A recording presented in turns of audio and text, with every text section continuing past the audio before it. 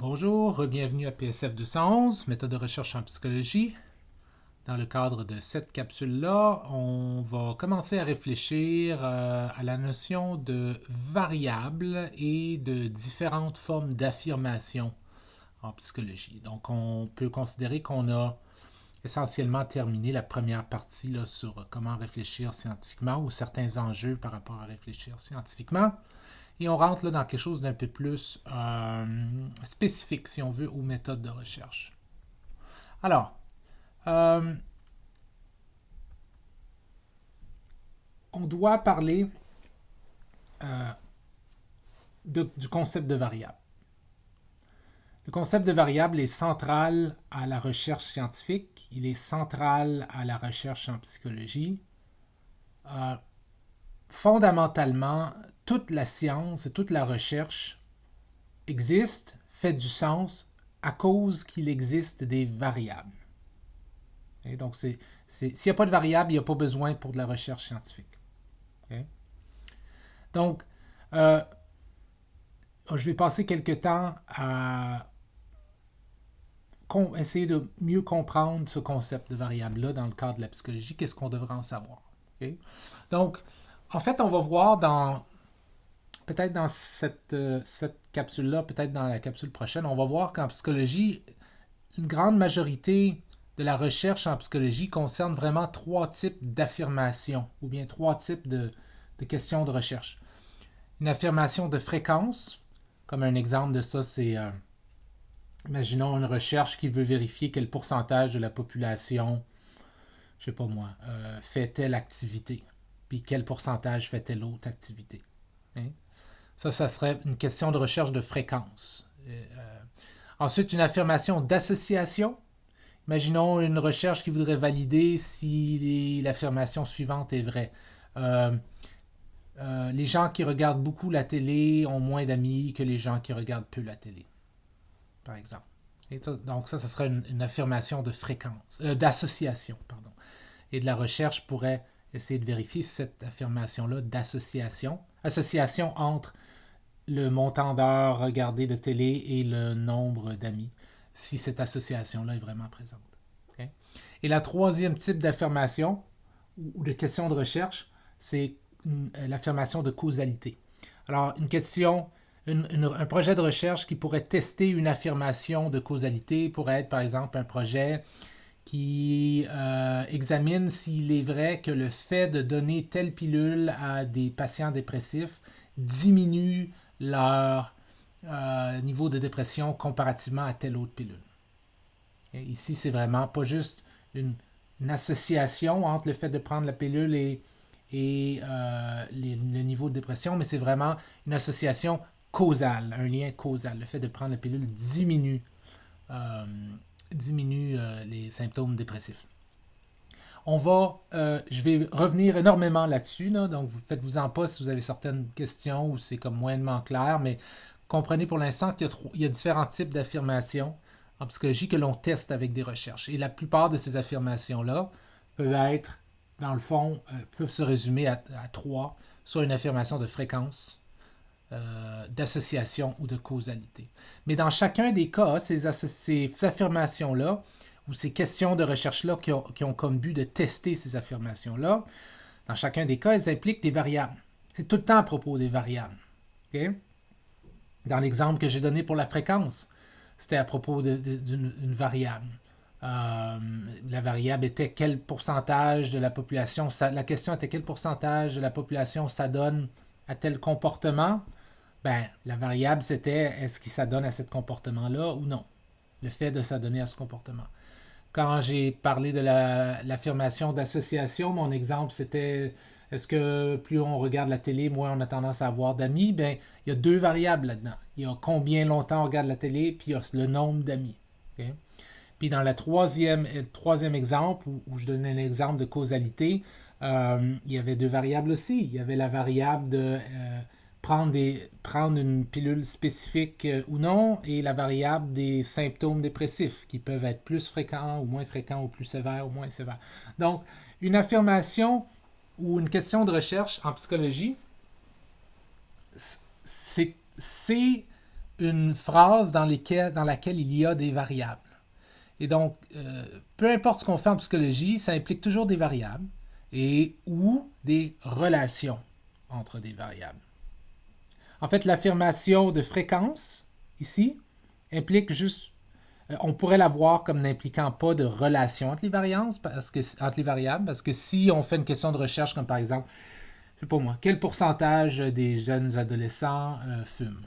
Bon, ben ça, c'est juste à propos d'une variable, et le fait de fumer ou non. Mais l'association et la causalité, ça mettait en lien une relation entre deux variables. Ici, on s'intéressait à la relation entre le nombre de montants d'heures, le montant d'heures passé à regarder la télé et le nombre d'amis. Okay? Juste voir si c'était associé ces deux-là. Et ici, on s'intéressait aussi à une relation entre telle pilule et puis les symptômes dépressifs, mais à une relation très particulière qui est une relation causale. On reparlera de tout ça. Mais bref, dans chacun des cas, ça parle de variables et de relations à des variables. Donc, il est extrêmement important de comprendre le concept de variable quand on parle de méthode de recherche. Donc, on peut dire qu'une variable est l'unité de base d'une recherche. Ce que je veux dire dans le fond, c'est que s'il n'y a pas de variable, il n'y a pas de recherche. En fait, pensez-y. Une variable, là, c'est quelque chose qui peut varier. C'est quelque chose qui peut prendre différentes valeurs. Or, si quelque chose ne varie jamais, on n'a pas besoin de faire la recherche là-dessus. Une fois qu'on le sait, that's it. Mais il y a je dirais que théoriquement, il y a rien quasiment qui ne varie pas dans le monde. Tout varie. Et certainement en psychologie, tout varie. C'est pas tout le monde qui a le même estime de soi, c'est pas tout le monde qui a la même capacité de gérer sa colère, c'est pas tout le monde qui a la même intelligence, c'est pas tout le monde qui a même ci, qui a même ça. Donc il y a énormément de variabilité. Donc comme l'indique son nom, une variable peut varier, elle peut prendre différentes valeurs. Mais pour qu'elle soit une variable, au minimum évidemment, il faut qu'elle ait au moins deux valeurs possibles. Sinon, ce n'est pas une variable. Hein? Donc, un exemple simple. Imaginons qu'on lit à propos d'une étude qui souhaite dresser un portrait de l'utilisation du portable, du cellulaire au volant chez les Canadiens. Hein? Donc, elle veut dresser un portrait de ça, voir s'il y a un problème, voir si les gens utilisent leur cellulaire au volant. Hein? Et imaginons un exemple très simple, qu'elle va faire ça simplement en posant une question à 5000 Canadiens répartis dans toutes les provinces et territoires. Elle va leur demander, utilisez-vous parfois votre cellulaire en conduisant, oui ou non? Okay? Étude très simple. Une question. Ben, dans ce cas, c'est quoi la variable d'intérêt? C'est quoi la variable qui nous intéresse pour cette étude? Ben, c'est le comportement d'utiliser son cellulaire en conduisant. C'est la variable qui nous intéresse. Et cette variable-là, elle a deux niveaux possibles. On pourrait dire deux valeurs. Okay? Ben, on a tendance à réserver valeur, en fait, quand c'est des chiffres. Quand c'est pas des chiffres, on a tendance à dire niveau ou modalité. Donc ici, elle a deux modalités possibles. Oui ou non. On aurait pu s'y prendre d'une autre manière en passant. On aurait pu dire combien de fois par semaine le faites-vous. Là, ça aurait été des chiffres. On aurait pu s'y prendre de différentes manières. Mais ici, avec notre exemple très simple, on a une variable d'intérêt qui est le comportement d'utiliser son cellulaire en conduisant et qui peut prendre deux niveaux possibles selon la manière dont on le mesure, vraiment. Ça aurait pu changer si on l'avait mesuré d'une autre manière. Oui ou non.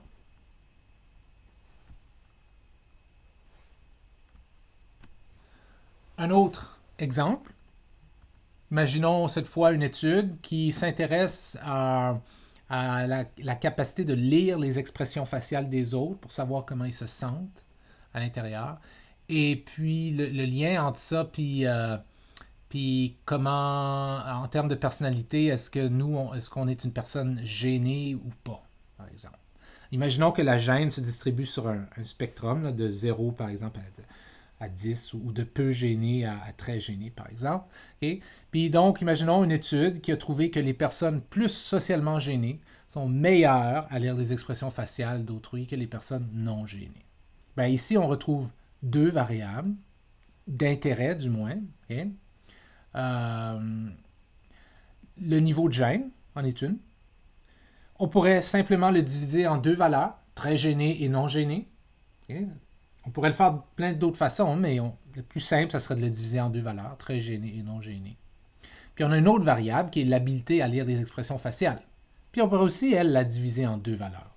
Soit vous êtes bon ou vous êtes mauvais, par exemple. Mais, donc, ça fonctionne pour l'exemple. Mais vous aurez peut-être eu cette intuition que il y a quelque chose de bizarre à diviser le niveau de gêne ou l'habilité à lire des expressions faciales en deux valeurs. Parce qu'il y a plein de possibilités entre bon et mauvais. Et il y a plein de gens qui sont ni bons ni mauvais, ils sont quelque part entre les deux. T'sais, alors, qu'est-ce qu'il y en est de ces personnes-là? Fait que cette intuition, si vous l'avez eue, elle est bonne. Et ce que je veux dire à propos de ça, c'est qu'on n'est pas du tout obligé de nous tenir à deux niveaux. Okay? Ces deux variables-là, autant la gêne que l'habilité à lire les expressions faciales, auraient pu être mesurées de différentes manières. Et aurait pu être mesurées avec plusieurs valeurs possibles. On aurait pu avoir un genre d'examen ou de test plutôt qui mesure la gêne, un questionnaire qui mesure la gêne avec un test qui donne un score entre 0 et 10, par exemple. Même chose avec l'habilité à lire les expressions faciales, ou même certaines recherches, ce qu'elles vont faire, c'est que, par exemple, pour la gêne, elles ne vont pas juste avoir un outil pour mesurer la gêne qui score, je ne sais pas moi, la gêne de 0 à 10, mais elles vont avoir comme 3-4 outils. Il va falloir faire 3-4 questionnaires différents, ou même un questionnaire puis une activité en laboratoire qui mesure la gêne ou quelque chose. Puis là, on va mettre les scores ensemble, puis faire un genre d'agrégation pour avoir un meilleur score de gêne, par exemple.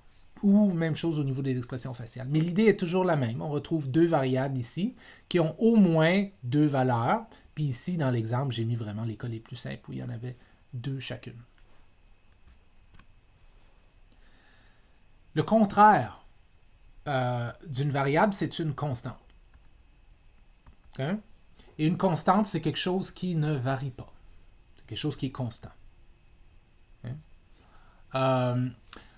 Par exemple, si on fait une étude sur l'impact de la personnalité des pères biologiques sur le développement social de leurs enfants, comment est-ce que la personnalité du père biologique, comment est-ce qu'elle est reliée avec le développement social de leurs enfants? Est-ce que des pères qui ont certains types de personnalité, ça donne des enfants, ou c'est relié à des enfants qui sont moins développés socialement ou plus développés socialement?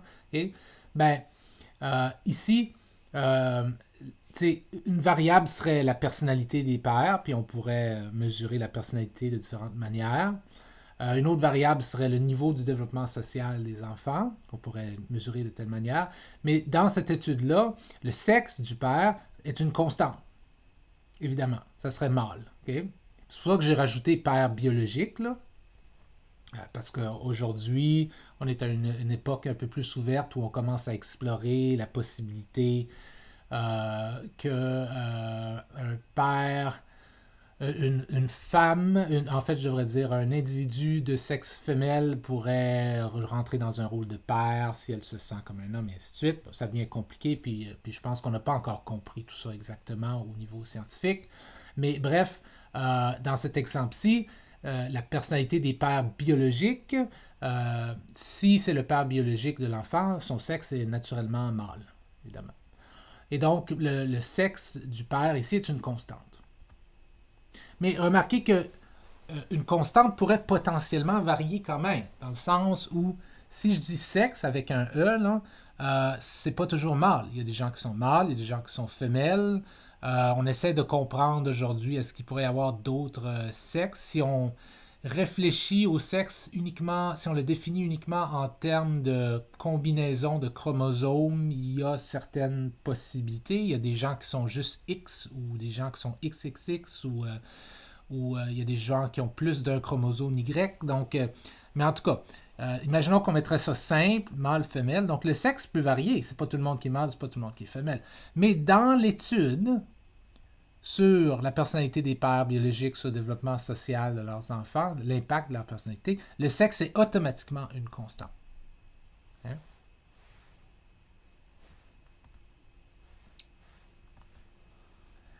Bon. Maintenant qu'on a compris que l'idée d'une variable, c'est que ça varie,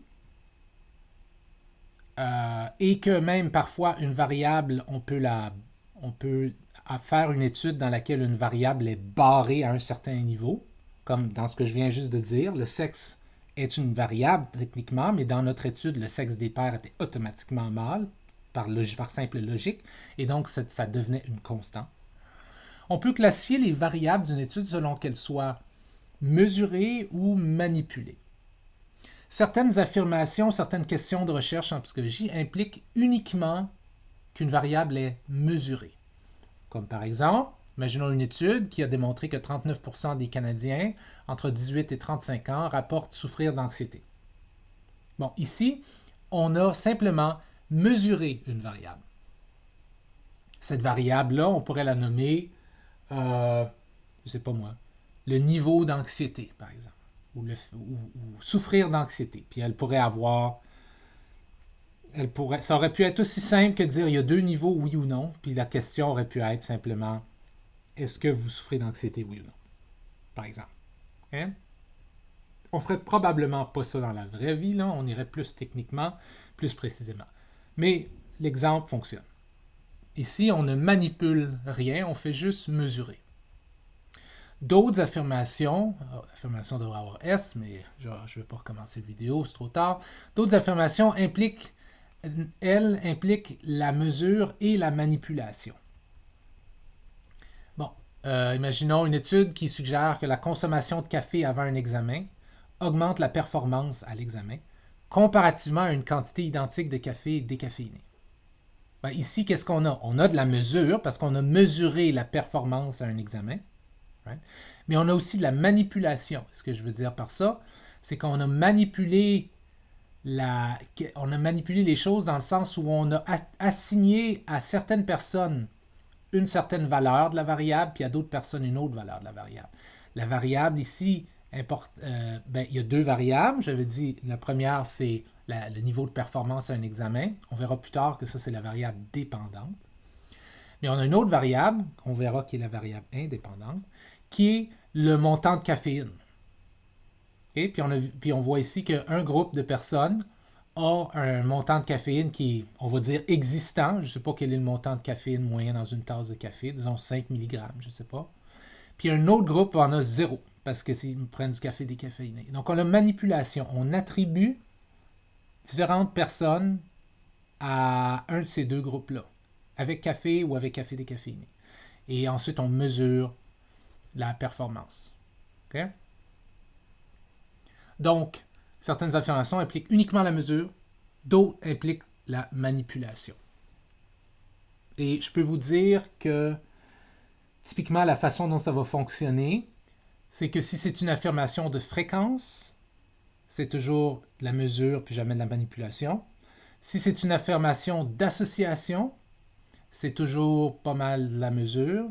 Et si c'est une affirmation de causalité, là où on veut tester le fait qu'une variable cause des changements dans une autre variable, là, ça implique la mesure et la manipulation. Mais on va revenir là-dessus. Donc, au risque de me répéter, une variable mesurée en est une dont les niveaux ou les valeurs sont observés et notés. Simplement, c'est juste ça la recherche. Observer les niveaux d'une variable, puis les noter, puis les rapporter. Okay? Et ça pourrait être qu'on observe et qu'on mesure et qu'on note des niveaux pour une variable très concrète comme votre poids, votre hauteur, votre pression sanguine, par exemple. Et pour ça, on a des outils spécifiques déjà développés. Mais en psychologie, c'est relativement rare qu'on va s'intéresser à des variables comme ça. On va souvent s'intéresser à des variables qui sont plus abstraites. Okay? Le niveau de dépression, le quotient intellectuel, c'est très abstrait. Ça, ce pas des choses qui peuvent se toucher, se peser, se mesurer, ainsi de suite. Ben oui, se mesurer, mais pas physiquement, là. Et pour ça, ben, on a tendance à inventer des outils de mesure, des tâches en laboratoire, des questionnaires, des tests, toutes sortes de trucs, afin de mesurer ces concepts-là plus abstraits.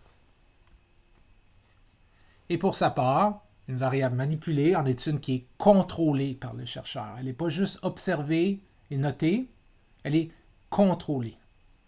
Ça signifie que le chercheur attribue, comme j'ai dit, différents niveaux de cette variable-là aux différents participants d'une recherche.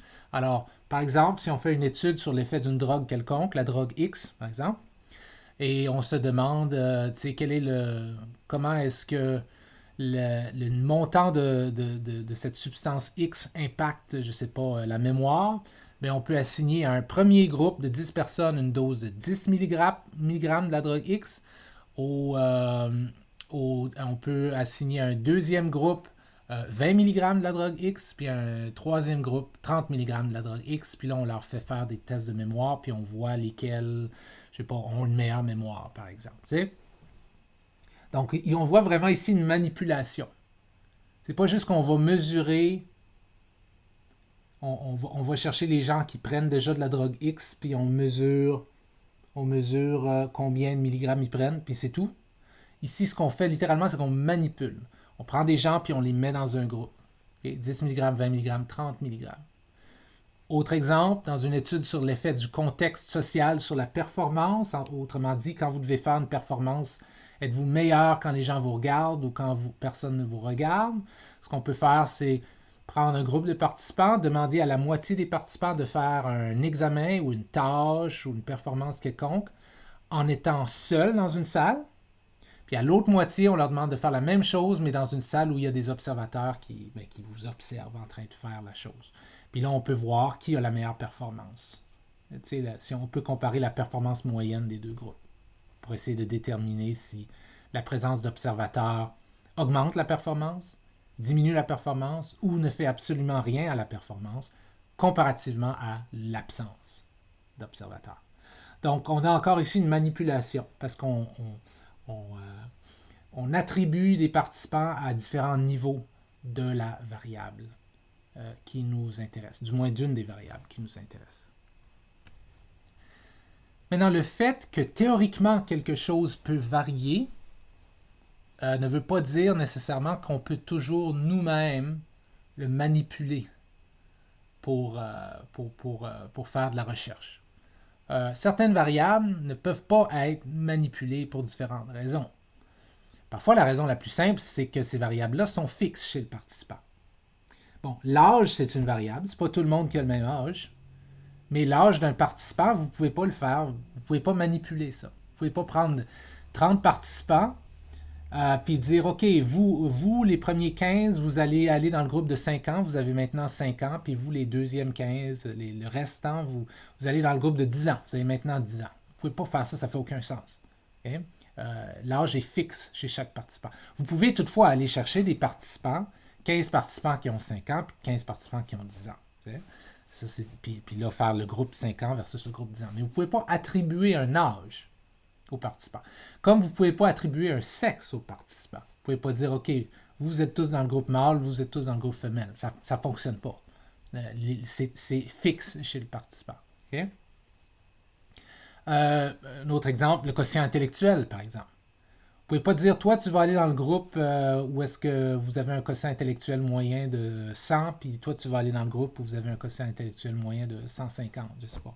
Tu sais, les gens arrivent avec un certain niveau de capacité intellectuelle eux-mêmes, puis that's it. Ils sont barrés là-dedans, d'une certaine manière. Et donc, on ne peut pas attribuer l'âge, on ne peut pas attribuer des personnes à un groupe d'âge ou à un sexe ou à un QI spécifique. C'est fixe chez ces personnes-là.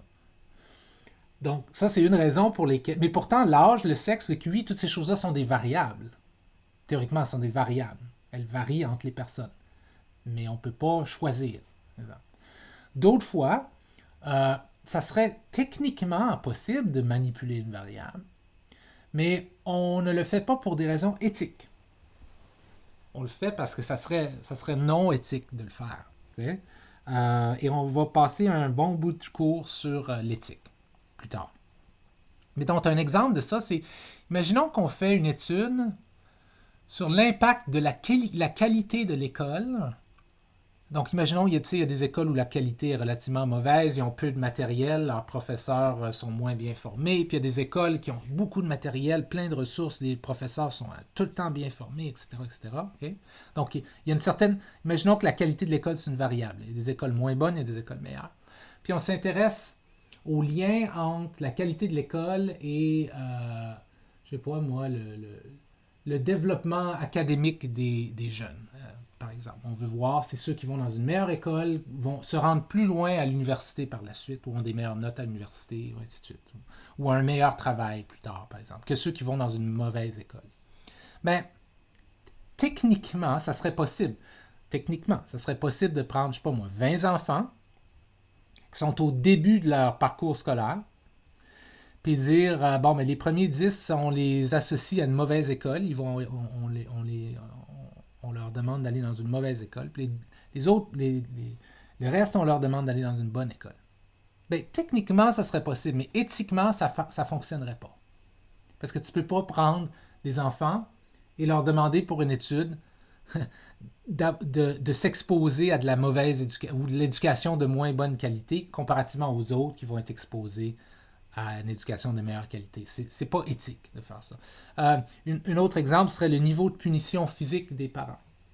Ou je ne peut-être pas dire niveau, mais ben, imaginons que du niveau. Comme par exemple, on pourrait le voir comme une variable, le niveau de punition physique. On pourrait voir, je sais pas moi, on pourrait voir qu'il y a des parents qui ne punissent jamais leurs enfants physiquement. Donc, physiquement, ça pourrait être, je sais pas moi, pincer l'enfant, la fesser, peut-être tenir l'enfant très très fort lorsqu'on est fâché, le serrer très fort. Tu sais, tous des trucs de punition physique comme ça.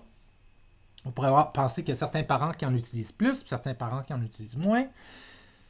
Il y a tout un argument par rapport à la fessée. Est-ce qu'on devrait, est-ce qu'on ne devrait pas? Dans quel contexte on devrait, etc. Est-ce que ça vaut même la peine? C'est pas clair. En fait, je pense que c'est clair que c'est pas vraiment une stratégie qui est gagnante au niveau parental. Mais donc, on pourrait faire une recherche là-dessus. Et techniquement, on pourrait dire, OK, on a 20 groupes d'enfants et de parents. T'sais? Et on dit aux premiers 10 parents, vous autres, vous allez, la prochaine fois que vos enfants font des mauvaises choses, vous allez les frapper, par exemple. Puis au deuxième groupe, on dit, OK, vous allez juste les envoyer dans leur chambre, sans les toucher physiquement, sans les frapper. Ben, c'est pas éthique. Tu peux pas condamner 10 enfants à se faire frapper alors que 10 autres, tu les sauves de ça. Ça fonctionne pas. La meilleure chose que tu pourrais faire, c'est d'aller mesurer déjà, est-ce qu'il y a des parents qui rapportent utiliser plus la punition physique chez leurs enfants que d'autres? Et si oui, est-ce que ces parents-là, est-ce que leurs enfants semblent avoir certains problèmes plus tard, par exemple. T'sais? Mais tu pourrais pas... Donc, c'est une variable, mais tu ne voudrais certainement pas la manipuler. Que tu pourrais manipuler, mais tu ne voudrais certainement pas la manipuler pour des raisons éthiques. Et d'autres fois, vous ferez face à un projet de recherche où vous aurez le choix, soit de simplement mesurer des variables ou de les manipuler, selon ce que vous voulez faire. Un exemple de ça, imaginons une étude qui s'intéresse aux activités extracurriculaires des enfants. On veut savoir si les enfants qui font des activités extracurriculaires, je ne sais pas moi,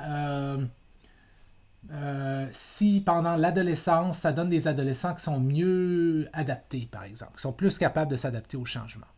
Est-ce que des enfants qui font des activités extracurriculaires, ils ont le tennis, ils ont le hockey, ils ont le sci alentour de l'école, est-ce que ça donne des adolescents plus tard qui sont meilleurs en termes d'ajustement? Ils sont plus capables de s'adapter, par exemple. Bon, ben, dépendant de comment vous voulez traiter de cette question-là, il y a différentes possibilités. Vous pourriez simplement mesurer, prendre un grand groupe d'enfants, mesurer le nombre d'activités extracurriculaires qu'ils font, quel genre d'activités ils font, puis le montant d'activités qu'ils font, et revenir, je ne sais pas moi, 2 ans plus tard, et quand ils deviennent adolescents, mesurer comment bons ils sont à s'adapter au changement, par exemple. Donc, dans ce cas-ci, vous auriez juste mesuré. Okay? Mais vous pourriez aussi manipuler, ce qui veut dire que vous pourriez prendre, je ne sais pas moi, 50 enfants d'un groupe, 50 enfants de l'autre groupe, puis assigner les premiers 50 enfants à des différents niveaux d'activité. Ça veut dire que vous pourriez dire, pendant les 2 prochaines années, On va vous donner de l'argent à votre famille pour que vous puissiez vous inscrire à des cours de hockey, vous inscrire à des cours de ci. Puis les autres, on ne va pas faire ça. Puis il y a des questions éthiques là-dedans aussi, là. Ça se peut que quelqu'un se demande, est-ce que c'est éthique d'offrir toutes sortes d'activités à un groupe et pas à l'autre? Ça dépend. Des fois, il y a des façons de justifier ça. Mais imaginons que c'est correct, OK? Donc, vous pourriez faire ça, puis là, revenir 2 ans plus tard. C'est une étude. Mon exemple est un peu bizarre parce que c'est une étude à très long terme, là. 2 ans, c'est très long. Mais vous pourriez revenir 2 ans plus tard, puis voir si ceux à qui vous avez attribué, que vous avez assigné au groupe où ils font plein d'activités, est-ce que ces enfants-là sont devenus des adolescents qui sont mieux adaptés, mieux capables de s'adapter au changement. Okay? Donc, dans la première version, vous ne faites que mesurer. Dans la deuxième, vous manipulez. Vous assignez certains enfants à des activités alors qu'à d'autres, vous ne les assignez pas à ces activités-là. Okay? Et ça dépend vraiment de votre question de recherche, de la façon dont vous voulez vous y prendre. Une chose que je peux vous dire, c'est que si vous prenez... Et ça c'est un peu un spoiler, si on veut. Alors, spoiler alert pour les prochains cours. Si vous faites le premier choix, OK, la seule chose que vous pourriez dire de ce premier choix, si vous faites l'étude puis vous trouvez des résultats intéressants, vous pourriez simplement dire qu'il semble y avoir un lien entre le fait de faire des activités et quel genre d'adolescent on devient. Okay? Le fait de faire des activités quand on est un enfant et quel genre d'adolescent on devient. Il y a un lien qui pourrait être que plus on observe que plus les enfants faisaient d'activités, meilleurs ils étaient plus tard à s'adapter. Okay? Mais ça ne reste qu'un lien, qu'une association. Alors que la deuxième ici, où vous manipulez, ici vous pourriez conclure que le lien est causal. Que c'est vraiment le fait de faire différentes activités extracurriculaires pendant l'enfance qui cause une meilleure capacité de s'adapter quand on est adolescent. Et on reparlera de ça, mais il faudrait que certaines choses soient bien contrôlées pour que vous puissiez affirmer ça, cette causalité. Mais vous ne pourriez pas affirmer la causalité de votre premier choix ici parce que vous n'avez fait que mesurer, vous n'avez pas manipulé. On reviendra là-dessus. Que si on veut s'intéresser à la causalité des choses, qu'est-ce qui cause un changement dans quelque chose d'autre, il faut qu'il y ait de la manipulation, pas juste de l'observation, de la mesure. Un autre exemple, imaginons une étude qui examine le lien entre la couleur des cheveux et la popularité sociale. Est-ce que les gens qui ont une couleur spécifique de cheveux sont plus populaires que d'autres, par exemple?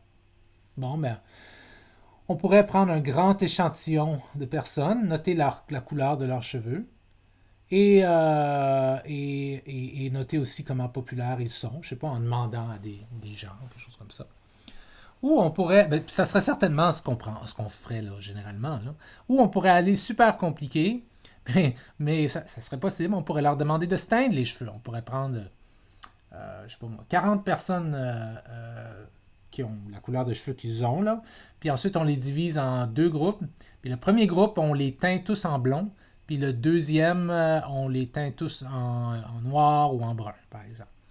Et on observe qu'est-ce qui se passe au niveau de leur popularité pendant les prochains mois, par exemple. Okay? Puis là, on essaie de voir si les blonds deviennent plus populaires ou les blonds ont une plus grande augmentation dans leur popularité comparativement à avant que ceux qui ont des cheveux bruns ou des cheveux noirs, par exemple. Okay? Et donc, ça serait rudement bizarre comme étude, mais techniquement, ça serait possible. Ça serait probablement plus simple de juste noter la couleur des cheveux des participants, puis noter comment populaires ils sont. T'sais. Mais encore là, si on fait ça, on ne fait que mesurer. On pourrait dire au mieux ce qu'on pourrait ressortir de cette étude-là, conclure de cette étude-là, c'est qu'il semble avoir un lien entre la couleur des cheveux et la popularité. On ne pourrait jamais dire que le fait d'être blond, par exemple, cause une augmentation dans votre popularité. Ça, on pourrait juste conclure ça à partir de la deuxième stratégie où on leur demande de se teindre les cheveux. Il y a certaines questions de recherche où on va se contenter d'observer un lien. Il y en a d'autres où on va vraiment vouloir aller au niveau causal.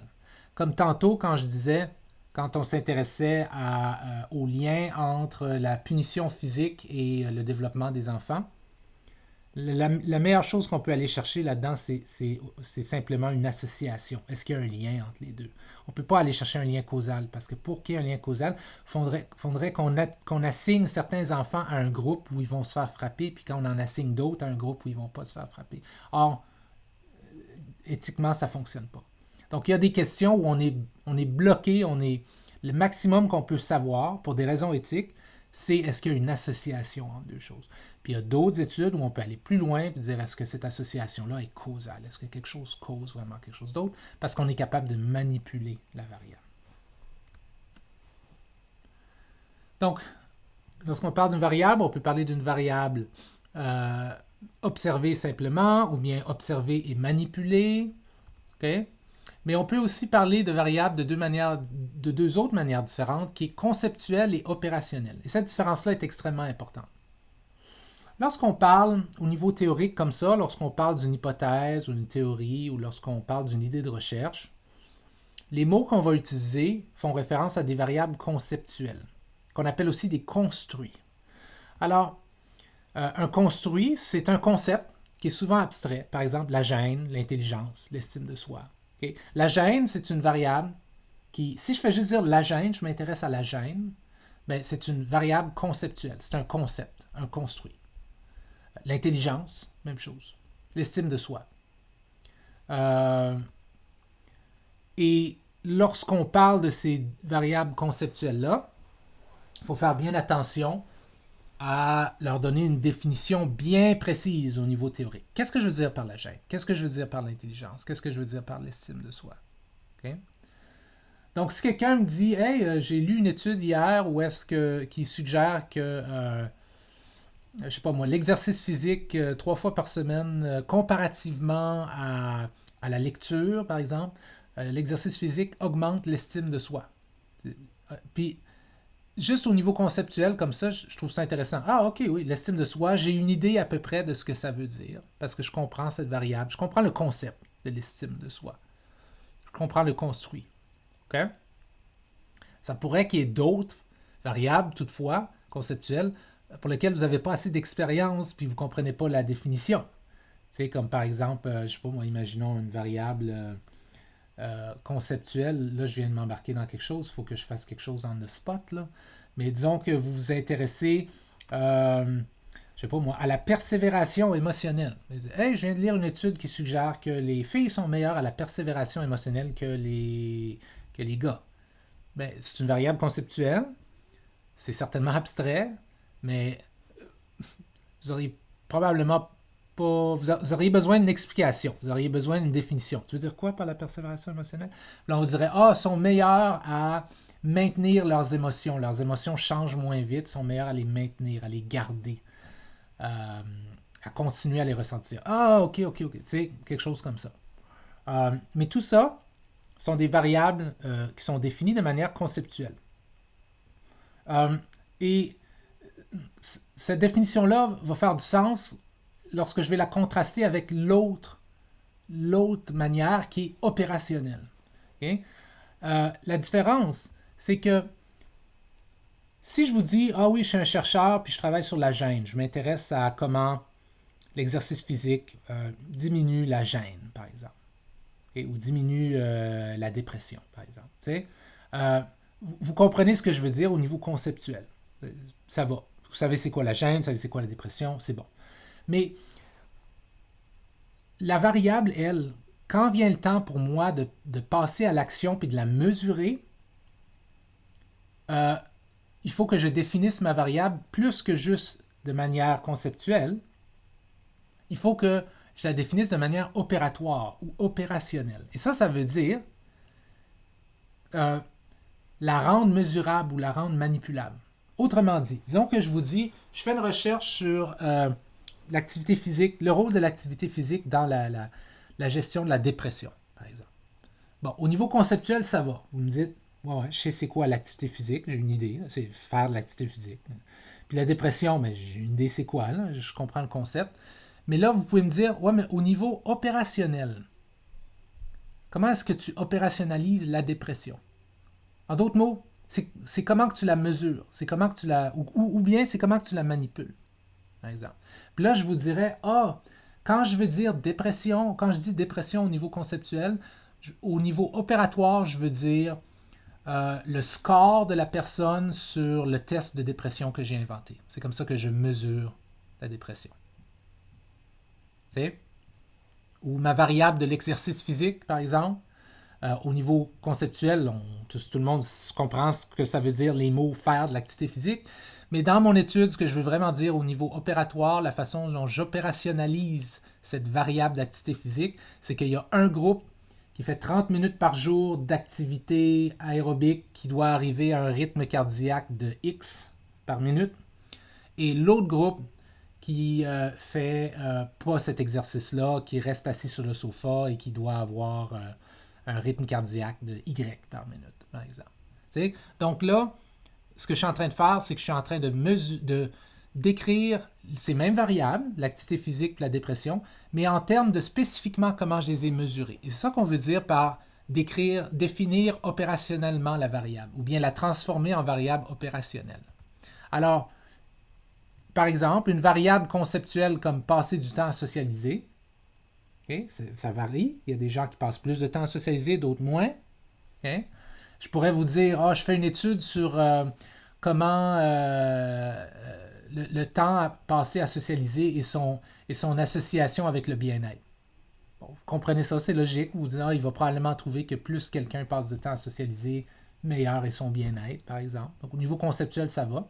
Mais vous pourriez me demander, comment tu opérationnalises le temps passé à socialiser? Là, je vous dirais, c'est très simple, c'est une question dans une entrevue qui est, je demande aux participants, combien de soirs par semaine passez-vous avec des amis? Sur 7, parce que 7 soirs par semaine. Ou bien je pourrais l'opérationnaliser d'une manière différente. Je pourrais dire, j'ai demandé aux gens de maintenir un journal de bord pour 1 mois. Puis là, après ça, moi, je lis leur journal de bord, puis je note la fréquence des activités sociales. Ça veut dire combien de fois sur 1 mois ils rapportent avoir vu des amis. Et ça, c'est ma définition opérationnelle du temps passé à socialiser. Donc, ce que vous devriez comprendre de ça, c'est qu'une variable opératoire, c'est une variable qui nous dit exactement comment on la mesure. Et c'est pour ça que ça fait du sens par rapport à tantôt, parce qu'une variable conceptuelle, c'est comme flou. On la comprend parce que c'est des mots, c'est estime de soi, confiance en soi, on comprend ça, c'est des mots.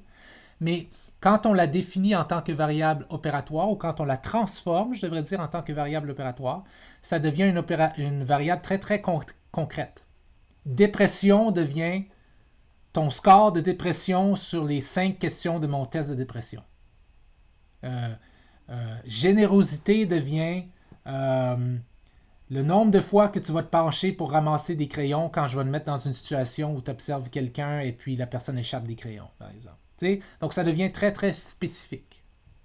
Et ce que vous devriez comprendre, c'est que pour une variable conceptuelle comme l'estime de soi, il y a, pas en pratique, mais en théorie, il y a une infinité de façons d'opérationnaliser cette variable-là.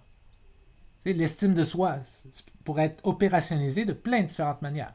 Première manière, je pourrais simplement demander à la personne comment tu te trouves. Okay? De 1 à 10. Comment est-ce que tu t'estimes toi-même dans tes capacités? Puis la personne dirait 8. OK, parfait. J'ai opérationnalisé l'estime de soi. Ma définition opératoire ou opérationnelle de l'estime de soi, c'est le chiffre que la personne va mettre à cette question-là. Ça serait probablement pas une super bonne façon de mesurer l'estime de soi, mais ça serait une façon. Et une autre définition opératoire de l'estime de soi, ça pourrait être le score que des juges vont donner à la personne. On met une personne dans une situation d'entrevue, puis on lui demande à répondre à des questions, puis là, il y a des juges qui regardent la personne, puis qui disent comment confiante la personne semble être, et ainsi de suite. Et c'est les scores que ces juges-là vont donner qui revient à l'estime de soi de la personne. Hein. Quelque chose comme ça. Et on pourrait avoir une troisième façon. Combien de fois la personne par jour, je sais pas moi, sourit et se dit des bonnes choses à propos d'elle-même. Donc, à la limite, il y a une infinité de manières qu'on pourrait, une infinité de définitions opératoires qu'on pourrait donner à la variable conceptuelle de estime de soi. Et c'est ce qui arrive en passant. Hein. En psychologie, il y a des concepts pour lesquels il y a plein de différentes définitions opératoires, ce qui peut parfois brouiller les cartes un peu. Euh, mais, euh, mais c'est intéressant. Et une grande partie du cours, plus tard, va être de voir quels sont les critères, comment s'y prendre pour obtenir une bonne définition opératoire d'une variable conceptuelle. Okay? Parfois, opérationnaliser une variable, c'est très simple. Très, très simple. Tu sais, la variable conceptuelle gain de poids. Okay? Si je te dis, j'ai pris du poids, ben, conceptuellement, tout le monde sait ce que ça veut dire. T'sais. Donc, cette variable-là, ce qui est une variable, hein, parce que je pourrais avoir pris 5 livres, 10 livres, 15 livres, 0 livre, 1 livre. Et donc, cette variable conceptuelle-là, gain de poids, ben, elle est relativement facile à opérationnaliser, là, à rendre opératoire. On l'opérationnalise par le nombre de kilogrammes sur une balance, comparativement à avant. As-tu plus de kilos qu'avant? Très simple. Hein? Mais en psychologie, comme je vous disais, les concepts sont plus abstraits et plus difficiles à opérationnaliser. Des traits de personnalité, des intentions de suicide, etc. Comment tu opérationnalises ça? T'sais, comment tu irais mesurer l'intention de suicide chez quelqu'un? Faut-il que la personne laisse une note? Faut-il que la note ait l'air sincère? Faut-il qu'elle l'ait dit à une personne? Faut-il qu'elle l'ait dit à une personne mais plus d'une fois? C'est comment exactement que tu vas mesurer ça? T'sais? Et donc, c'est pour ça que très souvent en psychologie, les chercheurs vont passer énormément de temps à clarifier et à définir ce qu'ils veulent dire par leur variable conceptuelle. Par intention de suicide, on veut dire spécifiquement les choses suivantes et on ne veut pas dire les choses suivantes. Et quand c'est clair, ce qu'on veut dire, ben ça devient plus simple par la suite d'aller mesurer ça. Okay? Et ils vont aller développer très souvent des stratégies très créatives pour aller mesurer cette variable-là de manière opératoire. Okay? Et c'est quelque chose que comparativement à d'autres sciences, qui est vraiment... je dirais pas qu'il n'y a pas ça dans d'autres sciences, là, mais en psychologie, c'est un gros enjeu, ça, parce qu'on travaille sur des concepts tellement flous, même des fois sur des concepts qu'on ne sait pas si on a besoin de ces concepts-là. C'est des concepts qui font du sens. T'sais?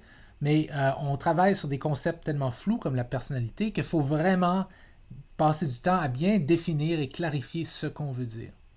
Et puis on va parler de ça aussi plus tard.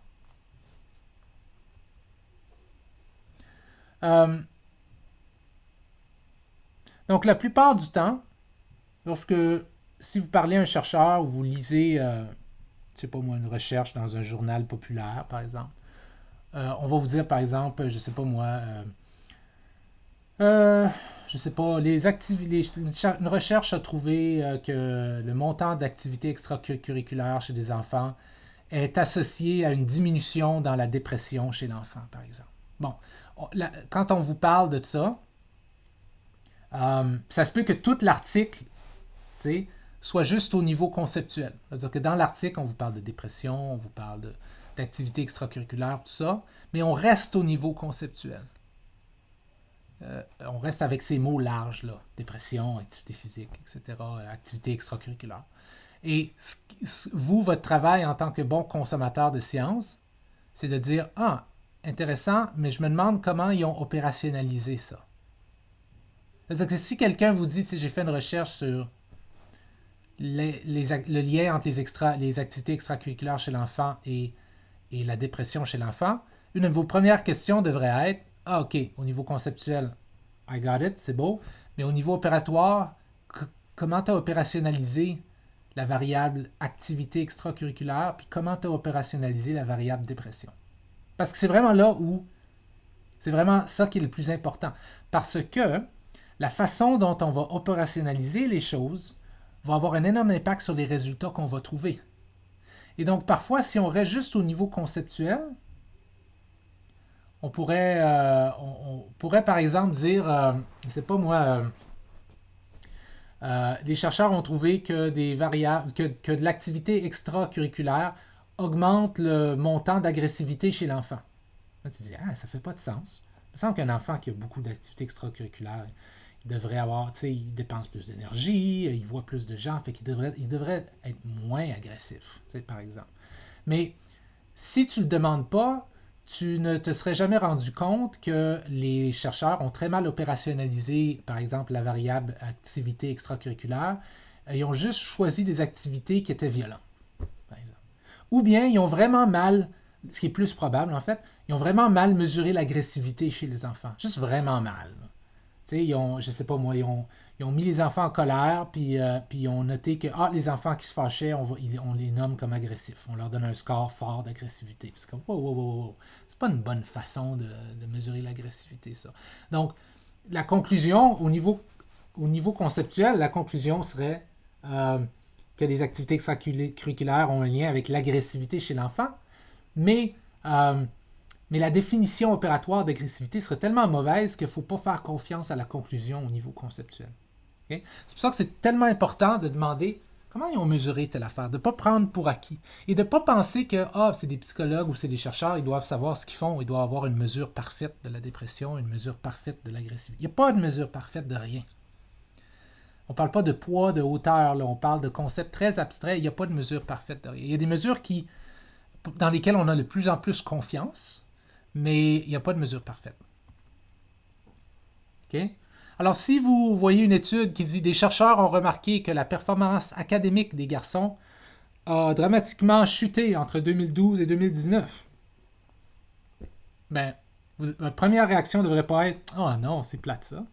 Votre première réaction devrait être comment ils ont mesuré la performance académique? Comment est-ce qu'ils ont fait ça? Est-ce que la façon qu'ils ont mesuré la performance académique supporte ou est assez, c'est une mesure de bonne qualité selon vous, une opérationnalisation de bonne qualité qui fait que tout à coup les conclusions de la recherche ont plus de poids que si c'était très mal opérationnalisé. Okay? Selon une étude récente, imaginons, 80% des universitaires rapportent être inquiets, il devrait avoir un S inquiet, à propos de leur opportunité d'emploi dans le futur. Bon, vous ne devriez pas dire wow, ça fait beaucoup de gens qui sont inquiets à propos de leur opportunité d'emploi dans le futur. Vous devrez dire, vous pouvez dire ce que vous voulez, mais ça serait bien un moment que vous demandiez, je me demande comment ils ont mesuré l'inquiétude à propos des futures opportunités d'emploi. C'est-tu bien mesuré? C'est juste une question? C'est-tu plusieurs questions? C'est-tu mesuré à différents points dans le temps? Tu sais? Donc, il y a toujours cette question d'opérationnalisation. Est-ce que la variable a été bien opérationnalisée? Donc, ici, on a un petit exemple graphique de ça, dans le fond. On a une variable qui est la performance académique, okay, qui est décrite ici au niveau conceptuel. Elle est décrite en termes de concept large, que tout le monde comprend. Hein? Tout le monde. Si je te dis, wow, ma performance académique n'est pas forte, ou si je te dis, tel étudiant, sa performance académique était 40, il est vraiment bon ou est vraiment bonne, tout le monde comprend conceptuellement ce qu'on veut dire. Okay? Mais pour la mesurer, on peut pas, il faut passer à un niveau opérationnel ou opératoire. Okay? Donc ici, ce qu'on voit, c'est 3 différentes manières, chacune avec certains avantages et certains désavantages, de mesurer ou d'opérationnaliser cette variable conceptuelle qui est la performance académique. Donc, première version opératoire, la variable opérationnelle ou opératoire ici, la première version, ça serait de demander aux étudiants quelle note avez-vous le plus souvent? 90 ou plus, 80 à 89, 70 79, 60 à 69, moins que 60. C'est ce qu'on appellerait ici une question auto-rapportée. La personne rapporte elle-même quelle est sa note standard. Okay? Il y a des avantages à ça. Ça ne coûte pas grand-chose. On n'a pas besoin d'aller dans les dossiers académiques de la personne pour de vrai. On peut juste lui demander, c'est très rapide. Mais il y a des désavantages. Est-ce que la personne nous dit la réalité? Est-ce que la personne sait vraiment quelles sont les notes qu'elle a le plus souvent? Vous seriez surpris. Et donc, il y a des avantages, il y a des désavantages. Une autre façon, une autre variable opérationnelle, une autre définition opérationnelle qu'on pourrait donner de la performance académique, ça serait les résultats dans le dossier académique. Bon, ça aurait l'avantage d'être extrêmement précis, parce que dans le dossier académique, il y a tout. il y a toutes les informations, mais ça serait plus long à aller obtenir ça. Il faudrait obtenir la permission, peut-être la permission du conseil scolaire, il faudrait obtenir la permission de la direction, il faudrait s'assurer éthiquement qu'on n'est pas capable de relier ça au nom des enfants, et ainsi de suite. Donc, mais ça serait définitivement une variable opérationnelle de meilleure qualité pour la performance académique que celle-ci, mais moins bonne en termes d'efficacité parce que même si elle est plus exacte, ça se pourrait qu'il y ait du monde qui refuse ou des écoles qui refusent de nous donner cette information-là. Et même là, si quelqu'un a 80 et quelqu'un d'autre a 90, ben, cette stratégie-là nous suggère que la personne qui a 90 a une meilleure performance académique que quelqu'un qui a 80, évidemment. Mais il manque l'aspect humain à ça. Peut-être que la personne qui a 80, elle remonte la pente de vraiment loin, là, où elle a des problèmes familiaux. Donc 80, c'est vraiment le fait qu'elle est capable, à travers toutes ces difficultés-là, d'obtenir 80, c'est vraiment fort. Alors que la personne qui a 90, qui n'a aucun problème familial, qui a plein de support, 90, c'est moins impressionnant, disons. T'sais. Et donc ça, cette stratégie-là, cette définition opératoire-là de la performance académique, manque cet aspect-là. Donc, ce qu'on pourrait faire, c'est à la place aller demander les observations du prof. La prof pourrait donner un genre de score de la performance académique de chaque étudiant d'une manière qui prendrait en compte leur développement là, au cours d'une année, de ce qui leur est arrivé, etc. Est-ce qu'ils étaient souvent malades, et donc ça réglerait un peu le problème de ce qui manque au niveau ici. Okay? Mais donc, vous voyez que chacune de ces définitions opératoires-là a des limites, mais aussi des avantages. Et très souvent, ce qu'une étude, par exemple, sur la performance académique va faire, c'est qu'elle va prendre elle va définir de manière opératoire la performance académique de différentes manières. Elle va prendre une mesure comme ça, prendre une mesure de même, puis prendre une mesure comme ça. Puis elle va faire un genre de score, elle va faire une agrégation, elle va mettre des scores ensemble pour donner un indice global de la performance académique. C'est souvent la stratégie qu'on adopte parce qu'on se rend compte que chaque opérationnalisation a des limites et que plus on bâtit un genre de score global qui est construit à partir de plusieurs définitions opérationnelles de notre variable conceptuelle, meilleur est ce score global-là. Il nous donne une représentation que moi j'appelle plus en 3D. Là. Il nous parle plus de la réalité parce qu'il mesure la même chose, mais de différentes manières, et ça nous donne un score qui est plus proche de la réalité. On se laisse là-dessus. Salut.